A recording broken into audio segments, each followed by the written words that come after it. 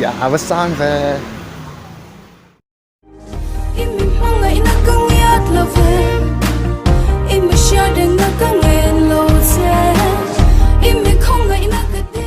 ở đây với nhau thì anh vui cắt nón của lấy sản cả đó na thiên tinh trang mà cái là thì tụi nó yên cần hostel step up còn mấy cái gì cái sim rồi việc đó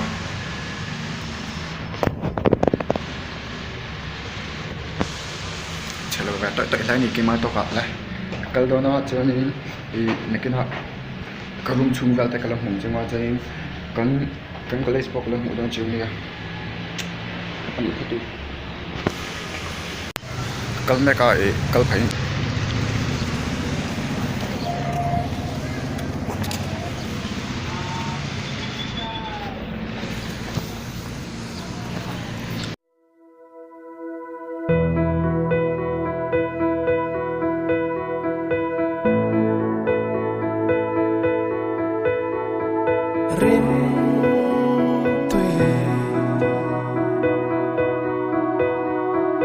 vàng lai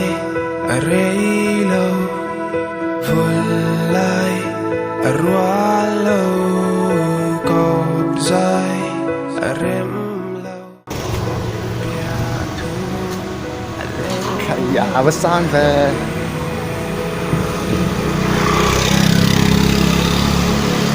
các vị cần anh mọi rồi đi这反正英马都是我。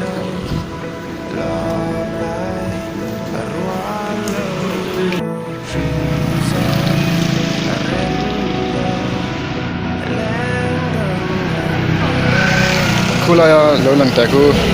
kan kalai tu chunia stepi suka pai kam lo tang tang kop mai nah kal don di kula chan pattern ni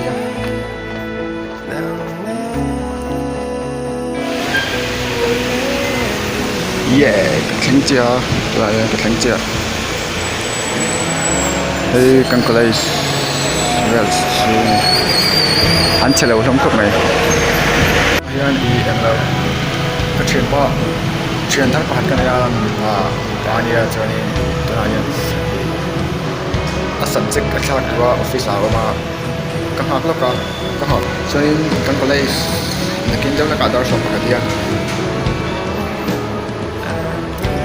sẵn sàng cái này cho nên đào tạo các bộ đó cho nên all science education là giáo công nghệ ta cho nên trung hòa trung bộ đó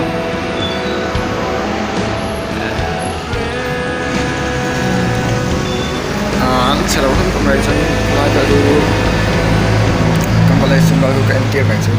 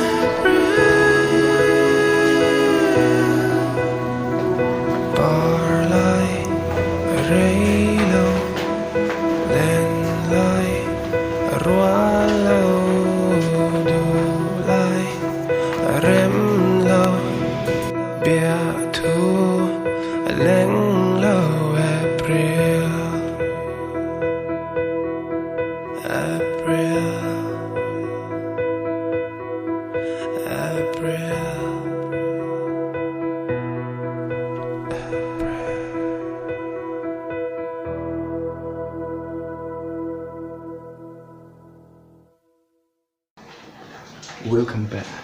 Ở đây, tôi nói hiện hostel tụi cái thằng chị à, thì có phải cắt luôn tôi nha, mình hostel sớm sớm mà hiện cho, thì tôi nói hiện có là trong trường lắm hoặc là có là thì